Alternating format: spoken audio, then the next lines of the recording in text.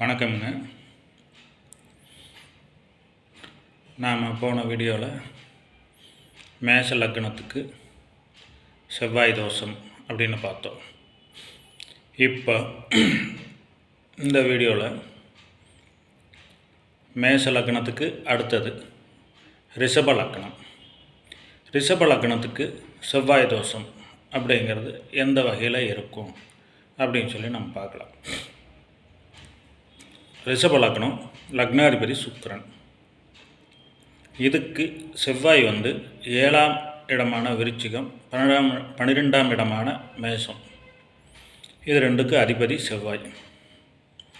அப்போ இதுக்கு செவ்வாய் தோஷம் அப்படிங்கிறது பார்த்தீங்க அப்படின்னா 2, 4, 7, 8, 12 இந்த 5 இடங்களில் வந்ததுன்னா இதுக்கு செவ்வாய் தோஷம்னு நம்ம சொல்கிறோம் பொதுவாக.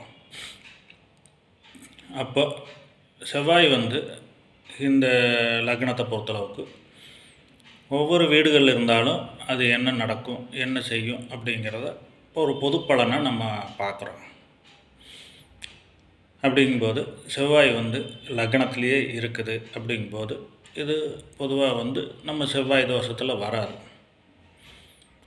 ஆனால் இருந்தாலும் லக்னத்திலிருந்து 7ஆம் இடத்தை பார்க்கும்போது இது திருமணம் சம்பந்தப்பட்ட விஷயங்களில் நல்ல ஒரு பலனை கொடுக்கக்கூடிய தன்மை இயல்பாகவே இருக்குது. நம்ம செவ்வாய் தோஷம் மட்டும் பார்க்குறதுனால இது பொது பலனாக நம்ம சொல்லிடுறோம். அடுத்த இடத்துக்கு போகலாம். அடுத்தது மிதுனம். மிதுனம் ரிஷபத்துக்கு 2ஆம் வீடாக வருது. அப்போ 2ஆம் வீட்டில் இருந்தது அப்படின்னா அதை செவ்வாய் தோஷம்னு சொல்லக்கூடிய ஒரு அமைப்பு இருக்குது. அப்போ 2ஆம் வீட்டில் இருக்கிறதுனால இது செவ்வாய் தோஷ ஜாதகமா அப்படின்னு பார்த்தா அப்படின்னம்னா 2ஆம் வீடு புதனுடைய வீடு. அப்போது சுபர் அப்படிங்கிற இடத்த புதன் இருக்கார். அப்போது இது பொதுவாக பார்த்தோம்னா இதே லக்னத்துக்கு புதன் நல்ல இடங்களில் தன்னோட வீட்டிலையோ, அதாவது 2ஆம் வீட்லேயோ அல்லது 5ஆம் வீட்லேயோ இருந்தால் குடும்பஸ்தானாதிபதி நல்ல நிலையில் இருக்கிறார்.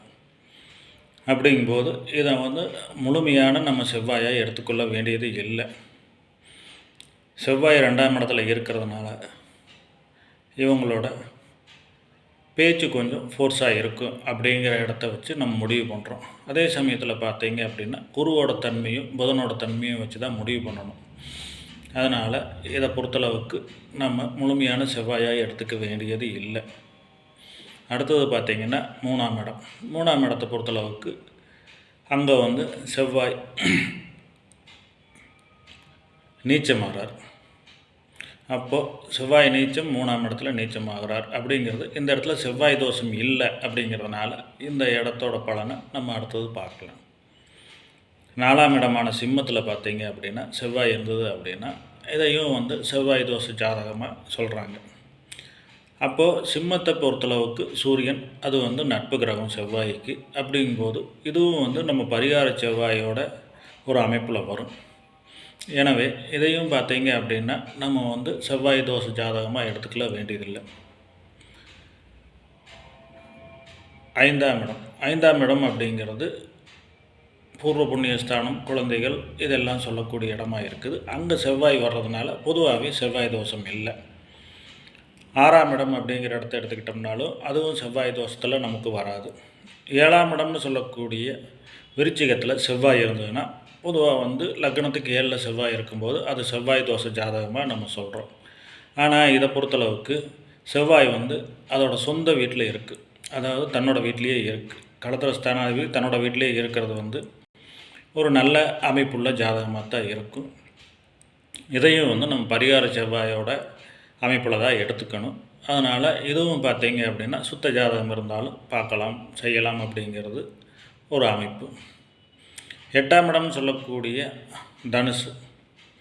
தனுசில் பார்த்தீங்க அப்படின்னா செவ்வாய் இருக்குது அப்படின்னு எடுத்துக்கிட்டோம்னா அது ஒரு குருவோட வீடு. தனுஷோட அந்த பாவ அதிபதி குரு. அப்போ குருவோட வீட்டில் செவ்வாய் இருக்கும்போது குருவோட பார்வை இருந்தாலும் குருவோட வீட்டில் இருந்தாலும் அதை நம்ம பரிகார செவ்வாய் அப்படிங்கிற இடத்துல எடுத்துக்கிறோம். அப்படிங்கும்போது இதற்கும் பார்த்தீங்க அப்படின்னா நம்ம சுத்த ஜாதகமும் பார்க்கலாம் அப்படிங்கிறது ஒரு அமைப்பு இருக்குது. மீதி எல்லாம் வந்து நம்ம நட்சத்திர பொருத்தம், அதுக்கு அடுத்தது ஜாதகம், மீதி கட்டங்கள் எல்லாமே, மீதி பாவங்கள் எல்லாமே நம்ம பார்க்குறோம். அதுக்கு அடுத்தது தசாபுத்தி பலன்கள் பார்க்குறோம். இது எல்லாம் பார்த்து தான் முடிவு பண்ணுறோம். ஒரே ஒரு விஷயம் நான் சொல்ல வர்றது என்னென்னா, செவ்வாய் தோஷம் அப்படிங்கிறதுக்காக ஒரு ஜாதகத்தை, ஒரு சுத்த ஜாதகம் அப்படிங்கிறதுக்காக நம்ம அவாய்ட் பண்ணுறோம் இல்லைங்களா?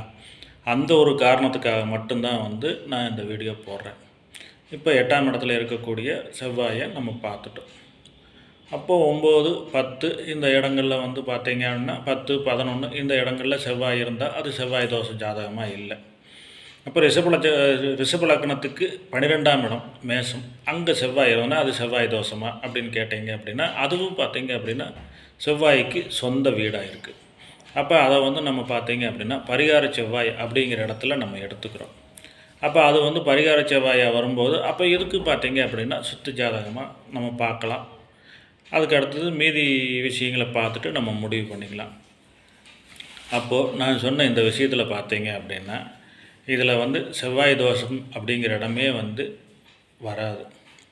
அப்போ நம்ம இந்த ரிஷப லக்னமாக இருந்துட்டு செவ்வாய் தோஷம் இருக்குது, நான் வந்து செவ்வாய் தோஷ ஜாதகம் மட்டும்தான் பார்ப்பேன் அப்படின்னு சொல்கிறது வந்து எந்த வகையிலும் ஒரு சரியான அமைப்பு இல்லை. ஏன் அப்படின்னம்னா நிறைய வந்து நம்ம புத்தகங்கள்லேயும் நம்ம கேள்வி அறிவின் மூலயமா கொஞ்சம் ஜாதகம் படித்தவங்ககிட்டையும் நம்ம கேட்டுக்கிறோம். ஆனால் இருந்தாலும் அதோட முழு விஷயத்தையும் நீங்கள் தெரிஞ்சுக்கிட்டீங்க அப்படின்னா உங்களுக்கே வந்து ஒரு நம்பிக்கை வரும். ஏன் அப்படின்னா ஒருத்தர் சொல்கிறத வச்சு நீங்கள் முடிவெடுக்காமல் நீங்களே வந்து அதை புரிஞ்சுக்கிட்டு அது என்ன காரணம் அப்படின்னு தெரிஞ்சுக்கிட்டு பண்ணீங்க அப்படின்னா கரெக்டாக இருக்கும். அப்படிங்கிறதுக்காகத்தான் இந்த வீடியோ போடுறேன். நான் சொல்கிற வீடியோவை புரிஞ்சுக்கிட்டு இந்த அமைப்பு இருந்ததுன்னா தாராளமாக சுத்த ஜாதகமும் பாருங்கள். சுத்த ஜாதகமும் பார்த்து மகனுக்கோ மகளுக்கோ நல்ல வரன் அமைய இறைவனை வேண்டுகிறேன். நன்றி, வணக்கம்.